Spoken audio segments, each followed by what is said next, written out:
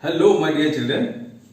Children, in the class today, we'll study electric flux density, and then we'll study a very important theorem, Gauss theorem. We'll study its statement and its type 1 applications. So let's know what is electric flux. Yeah, children. You know charges create electric field. And what is electric field? Electric field is made up of electric lines of forces. So how to express the number of electric lines of forces? Electric lines of forces cannot be counted.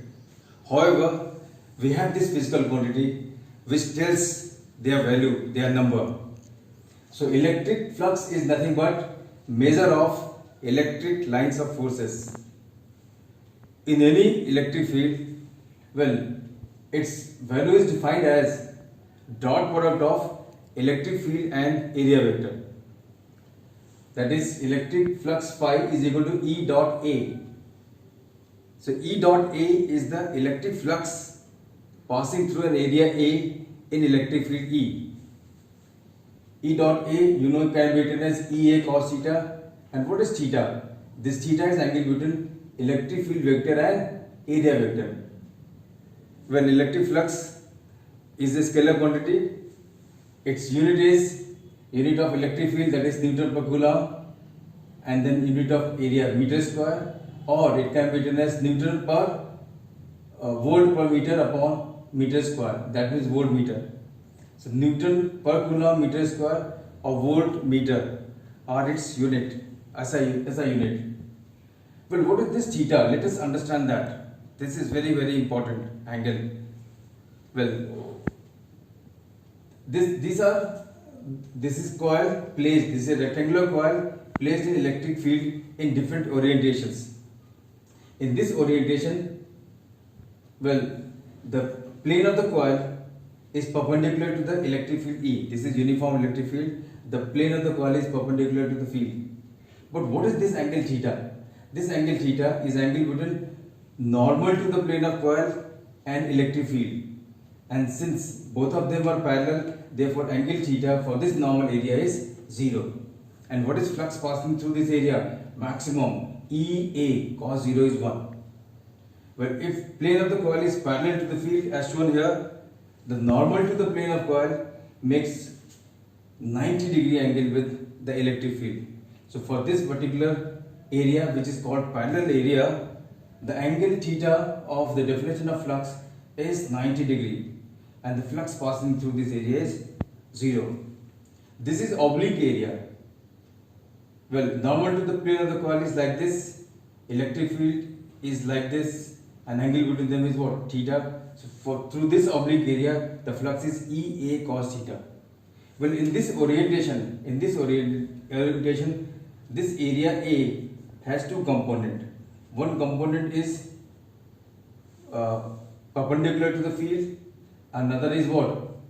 Other is parallel to the field. So the component which is parallel to the field is A sin theta, and the component which is perpendicular to the field is A cos theta. So this A cos theta is the normal component of the area AN as written here. Well, this is the definition of flux. This is the mathematical definition of flux passing through an area which is in a plane, and such areas are called as uniform areas. Well, what is the flux passing through a non-uniform area? What is non-uniform area? An area is said to be non-uniform when it doesn't lie in a plane, and in that case the direction of normal to the plane is different at each and every point over the surface, like the surface area of sphere, surface area of right circular cylinder. Well, if we draw normal over these curved surfaces, the normal would be in different directions. Like over surface of a sphere, the normal at each and every point would be radially outward in a spherically symmetric fashion. So such areas where normal to surface is different in different directions at different points, well, the area is said to be non-uniform. So this is a non-uniform area lying in uniform electric field E. What is flux through this non-uniform area? We divide this total surface area into infinite number of infinitesimally small areas dA each. So this is a very small area dA, This is an arbitrary dA taken from over the surface. The flux passing through this very small area would be what? E dot dA. And if we wish to find out flux through the whole surface, we have to integrate it all over surface. So integration of E dot dA all over surface is the flux passing through this non-uniform surface area. It is also read as, this is more general definition of electric flux. And electric flux is read as surface, this definition of electric flux is read as surface integral of E dot dA. So what is flux passing through any given surface area as? It is surface integral of E dot dA. Surface integral of E dot dA. This is most general definition of electric flux passing through any surface. Well, electric flux density. Children, we have already studied two definitions of electric field intensity. The very first definition of electric field intensity we studied was force acting over unit charge. The second definition we studied was negative electric potential gradient. And this is third definition of electric field intensity. And here this electric field intensity is called as electric flux density. So electric flux density, which is electric field intensity, is also defined as electric flux passing through unit normal area in any electric field. So electric flux passing through unit normal area in any electric field is the electric flux density or electric field intensity. See, we have shifted the side AN from right to left, and phi upon En is what? E. So electric field intensity is also called as electric flux density, and it is defined as electric flux passing through unit normal area in the electric field at any point. Well, now let us switch over to very important article of the day, and that is Gauss theorem. Children, we know how to find out flux passing through any surface. If the surface is uniform, we can apply this definition E A cos theta E dot A. If the surface is non-uniform, we can find out the surface integral of E dot dA all over surface. So we know the technique, we have the tool and technique to find out the flux passing through any surface. But Gauss theorem provides us an alternate way of finding out, an alternate and very convenient way of finding out the flux through a closed surface. So what is flux passing through a closed surface? That is what is given here as electric flux through a closed surface. This is Gauss theorem. Electric flux through a closed surface, which is also called as Gaussian surface, is always equal to ratio of net charge enclosed within the surface to permittivity of free space. Phi, the flux passing through any closed surface, total flux passing through any closed surface is always equal to the ratio of net charge which is enclosed within the surface to permittivity of free space. This is permittivity of free space. So we simply need to know how much is the charge within the closed surface, and if we know the net value of charge inside the surface, we are able to work out the value of flux. Children, there are two types of applications of Gauss theorem.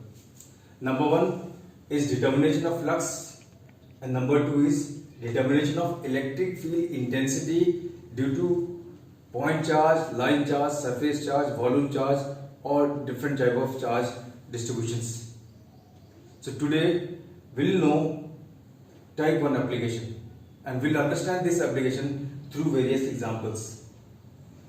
Well, these are some charges given: Q1, Q2, Q3, Q4, Q5. Well, if it is asked what is the flux passing through this surface in the region where there are these 5 charges. So what is flux passing through this surface? This is a closed surface. So flux passing through this closed surface would be, the answer is going to be what? The flux passing through this closed surface is going to be ratio of net charge enclosed within the closed surface to permittivity of free space.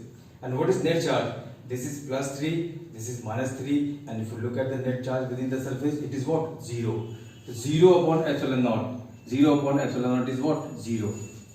0 upon net charge is 0, therefore the flux is what? 0. what is flux passing through this surface? What is flux passing through this surface? Here. Yeah, the flux passing through this surface. This is again a closed surface. The flux passing through this surface would be, ratio of net charge enclosed to permittivity of free space. What is net charge? This is plus 5 megacoulomb. This is plus 3 megacoulomb. So we have to look at the charge which are inside the surface. We have nothing to do with the charge outside. Well, the charge, it is 5, this is 3. What is total charge? 8. So this is 8 microcoulomb. This is 8 microcoulomb upon permittivity of free space, that is 8.85 into 10 to the power minus 12. The value of permittivity of the free space is 8.85 into 10 to the power minus 12. Substitute the value and you will get the value of flux. What is flux passing through this surface? This is again a closed surface. What is flux passing through this surface? Flux passing through this surface will be what? Minus 5 microcoulomb upon permittivity of free space. We will substitute the value. Well, the flux here is coming out to be negative. Negative flux passing through the surface indicates that there is net charge enclosed within the surface, and the nature of that charge is what? Negative. So, what is flux passing through any closed surface? Is the ratio of net charge enclosed within the surface, not outside the surface. Like here, through this closed surface, the flux is 0. Why? Because net charge inside is 0. Though the charges are there outside, we have nothing to do with the charges outside. Through this closed surface, the flux is what? 8 microcoulomb upon epsilon naught. Through this surface, the flux is what? Minus 5 microcoulomb upon epsilon naught. So, we have to just find out the net charge enclosed within the surface. Remember, the surface has to be closed. We cannot find out the flux passing through surface which is not closed. So there has to be Gaussian surface. Well, the second application is a sphere encloses n electric dipoles. Find flux through the surface of sphere. A sphere of course closed surface, encloses n dipoles, electric dipoles. Find the flux through surface of the sphere. Well, what is flux through the surface of the sphere if there are n dipoles? How many dipoles? There are n dipoles. There are large number of dipoles. These are dipoles. These are n number of dipoles inside the sphere. Well, we must know at this stage what is net charge in an electric dipole. Net charge in an electric dipole is always what? Net charge in an electric dipole is always 0. Why 0? Because every dipole consists of two equal and opposite charges kept very close to each other. Therefore, net charge over an electric dipole is 0. So, if there are n dipoles, so over a dipole net charge is 0. Over n dipoles the charge would remain 0. So, what is net charge enclosed within the surface of the sphere? Net charge enclosed is 0. Therefore, the flux passing through the surface of the sphere is 0. Flux passing through the surface of the sphere is what? 0. Why 0? Because net charge enclosed within the surface of the sphere is 0. Well, this is a hemisphere, and at the center of the hemisphere there is a charge q. Find flux through the surface of hemispherical shell. Hemispherical shell as shown below. Hemispherical shell as shown below. So this is a hemisphere. There is a point charge q placed at its center. Now, what is the flux passing through the surface of this hemisphere? That is the question. This is what we need to find out. Now, see how we are going to work out. Since we can apply Gauss theorem only through closed surface, so what are we going to do? We are going to make this hemisphere a part of the closed surface. So, what do? We take another hemisphere and place it right above it. Now, what is the flux through this surface, through the charge? The flux coming out of charge would travel in spherically symmetric fashion. The flux emerges out from positive charge in spherically symmetric fashion. So half of the flux would be moving through the upper surface of the hemisphere, and half of the flux would be passing through the lower surface of the sphere. So total flux through the whole surface which is now closed, total flux through the whole surface is going to be what? Q upon epsilon naught. That is Q is the net charge enclosed. So as per Gauss theorem, now we can apply, since the surface is closed, we can apply Gauss theorem, and total flux through this closed surface is what? Q upon epsilon naught. hemisphere is going to share half the total flux. Therefore, the flux through hemisphere would be what? Flux through hemisphere would be half the total, half Q by epsilon naught. And the last application, there is a square plate. Find the flux through square plate as shown below. So what is there in the diagram? This is a square plate and of edge L at a distance L by 2 above the center of this square plate, there is a charge Q placed. The question is, what is flux passing through the surface of the square plate? See, we are going to apply Gauss theorem. We cannot apply Gauss theorem over a plate. So there has to be closed surface for the application of Gauss theorem. So what are we doing? See, we take 5 more identical plates and we place all these identical plates like this. We place one plate here, we place another plate like this, we place one plate right in front, we place one plate right side, and we place one plate right above. So what do we get? That way we'll get a Q. So what is there? This is point charge Q placed at a distance L by 2 above the center of this lower square plate. Now see, this charge is at a distance L by 2 above the center of this lower plate. This charge is at a distance L by 2 below the center of the above plate. This charge is at a distance L by 2 right of the center of this plate, and this charge Q is left L by 2 distance away from the center of this plate. This charge is L by 2 distance inside the center of this front square plate, and this charge is L by 2 distance in front of the center of this plate which is behind. So the position of charge is exactly same with respect to all 6 plates, all 6 square plates, and total flux as per Gauss theorem through all 6 surfaces is what? Q upon epsilon naught.